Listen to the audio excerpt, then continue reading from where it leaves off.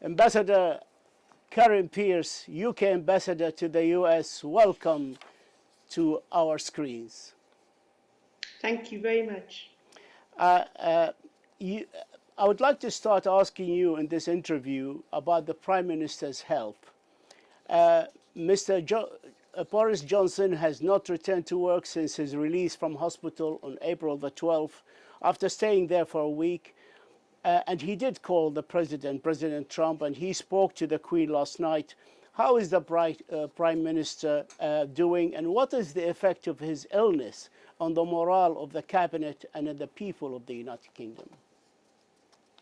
Well, thank you very much for asking. The Prime Minister's been very heartened by the very many messages he's received from people around the world, including world leaders, but also ordinary citizens about his health. And as you know, I'm speaking to you from Washington. President Trump has been very friendly and concerned for the Prime Minister's well-being. The Prime Minister is out of hospital. He was discharged from hospital. He's been convalescing to make sure he gets fully well. He's been keeping in touch with the cabinet.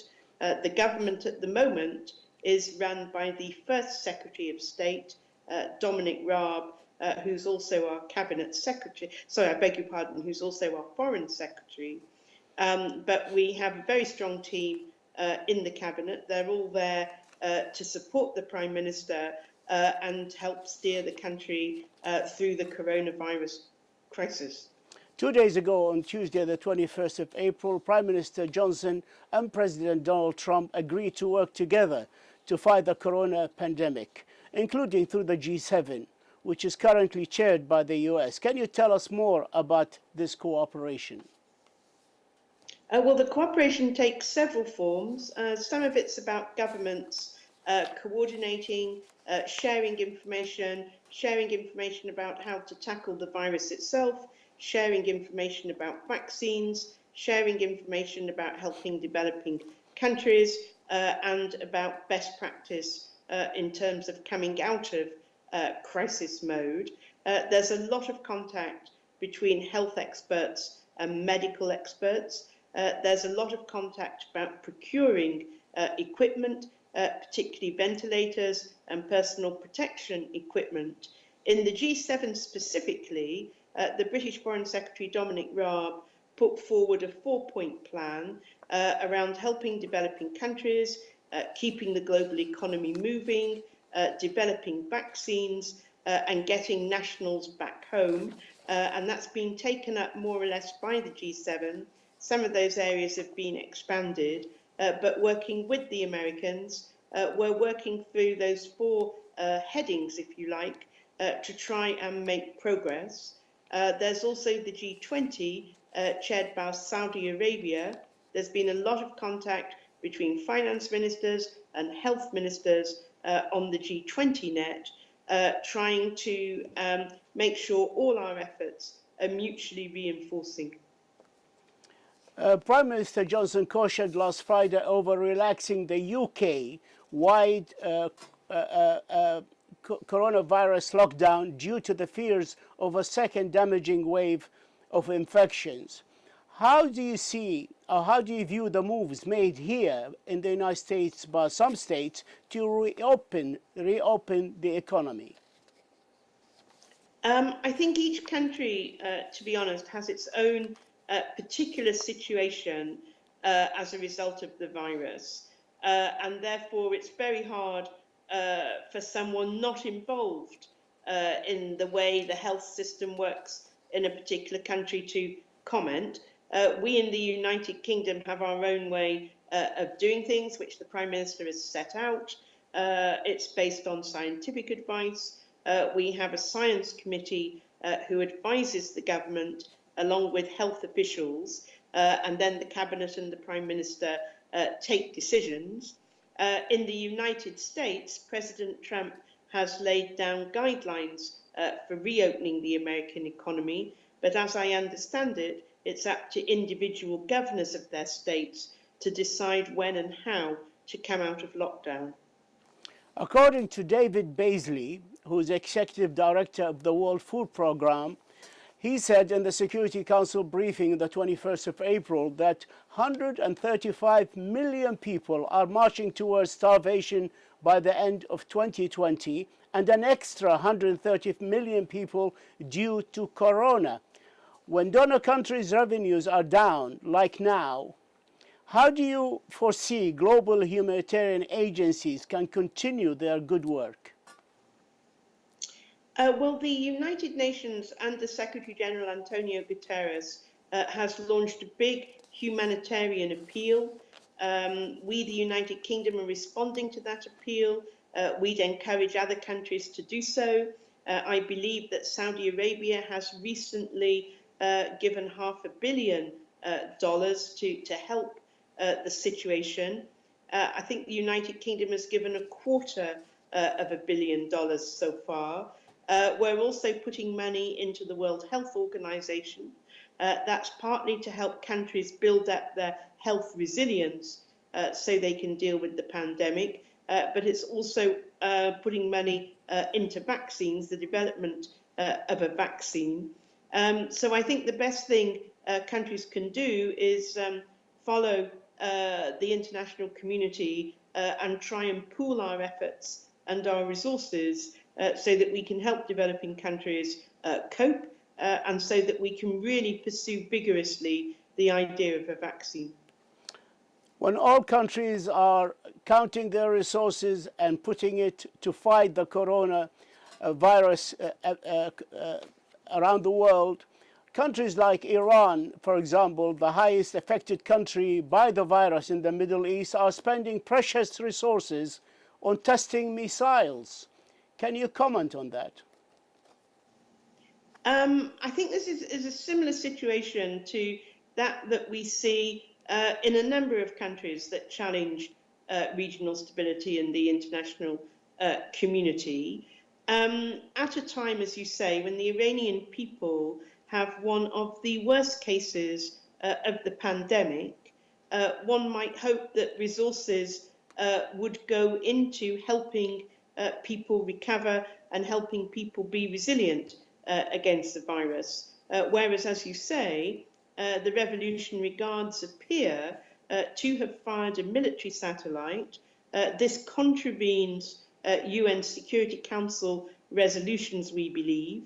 The Security Council has been very clear it wants Iran to abide by Resolution 2231. And this firing of this latest missile, which we believe uses ballistic missile technology, is a challenge to the order that the Security Council is trying to maintain. I'd like to move to Your Excellency and the coronavirus. You visited the United Kingdom shortly after leaving your position here with us as an ambassador for the UK at the United Nations in New York. And with President Trump imposing a ban on travel on Europe and the UK afterwards, how did you beat the ban and come back to re-enter the US? Oh, well, I didn't beat the ban. Because I'm a diplomat and have a diplomatic visa, I was one of the categories of people allowed into the United States. So I came in the normal way, but it's a proviso of entry that if you come from Europe, including the United Kingdom, you had to self-isolate for 14 days. So I was checked by the Centre for Disease Control at Washington Dulles Airport, and then I stayed at the British Ambassador's residence in self-isolation for 14 days. That finished around 2 weeks ago, so I'm now in my embassy office. You are the consummate diplomat. You've worked at Foreign Office for many, many years. I dare not say how many. And you have been in many places around the world, in Afghanistan, in other areas. And you have been here with us in New York as the first woman ambassador for the United Kingdom at the United Nations. And now you are the first woman as an ambassador to the US in Washington, D.C. I would like to ask you, how did diplomacy change in the age of Corona? I was talking yesterday to a good friend of yours, an ambassador at the United Nations, and she said I'm missing the interactions with other diplomats, with journalists. I'm missing the receptions. You know, this is a source of news for us and information. What are you missing? And how is diplomacy in the age of Corona with you?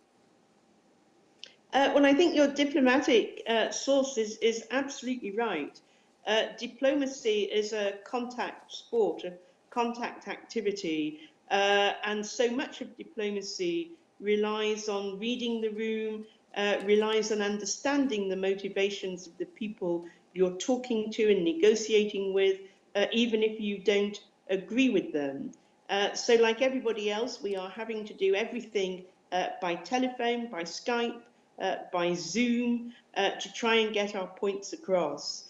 Here in Washington, instead of holding receptions to meet people or going to call on cabinet ministers in their offices, I'm cold calling them. I'm ringing them up, explaining I'm the new British ambassador in Washington, and then talking through with them those shared parts of our agenda.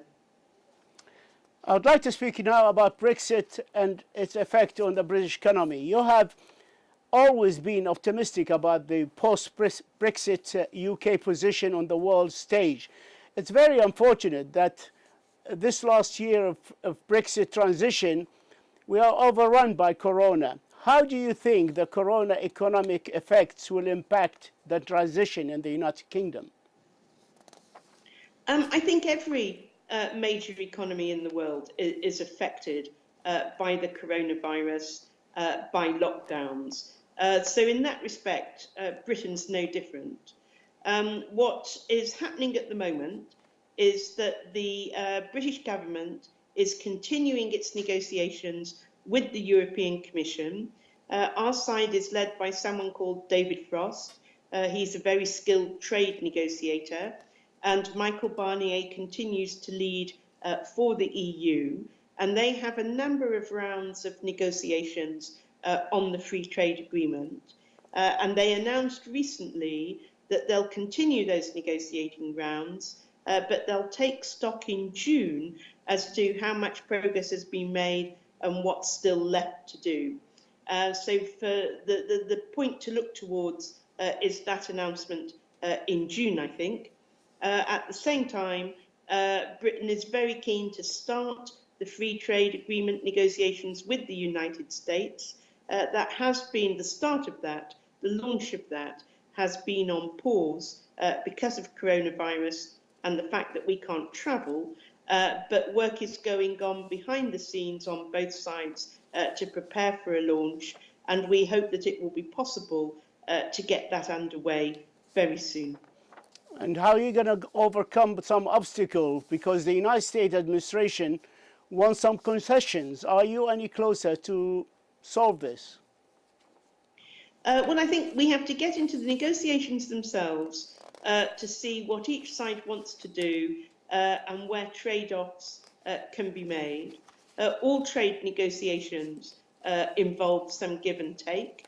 It's our job as Brits to be skilled negotiators and make sure that we get a very good deal for Britain. And as I was explaining, we think we've got some very good trade negotiators on our side. We know that the Americans are tough trade negotiators. When I was at the UN and World Trade Organization in Geneva, I saw some of that firsthand. So I'm not under any illusions that these might be quite hard-pounding negotiations. But fundamentally, both countries are on the same side. We both want a free trade agreement. We want an early one. We want one also as a sign of the world economy recovering from coronavirus. Isn't this really the worst time possible to negotiate trade deals for the UK in this atmosphere? I don't think so. I don't think the atmosphere is the problem. There's a very good atmosphere, both between the UK and the EU, and the United Kingdom and the United States. We both want to get the world economy moving again after coronavirus. Free trade agreements can play an important role in that. The head of the International Monetary Fund, Kristalina Georgieva, a Bulgarian diplomat, suggested that the UK should ask for an extension of the post-Brexit period to ease uncertainty at a time when the world economy is being hammered by the coronavirus. The transmission period is due to end in December 31. We understand the British government is not very keen on that. Why is that? Well, I think the Prime Minister's made clear that he wants us to get on and negotiate a free trade agreement with the European Union, and he and the government believe it can be done this year. So that's our position. But as I said earlier, David Frost and Michael Barnier will take a look in June at how much progress has been made. I think in coronavirus terms, there are a lot of very good reasons to get these agreements done quickly, as a boost to the economies on all sides, but also as a sign of confidence and optimism in global economic recovery.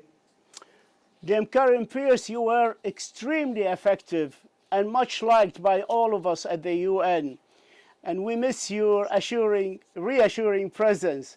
How does your new position in Washington, D.C. compare to your ambassadorial duties here at the UN? And do you miss us? Yes, no, I miss you all terribly. It was a huge honour to serve as British Ambassador and Perm Rep in New York to the United Nations. I've long wanted to work in the United Nations. I was last posted to Washington 25 years ago, so I'm finding out what's changed, what hasn't changed. Some of the people I knew then are still around now, which is nice to be able to renew old acquaintances. I think American politics has changed, so I have to get to grips with that. But the fundamentals about America haven't changed. You know, for me, it's still what both President Kennedy and President Reagan called the shining city on a hill.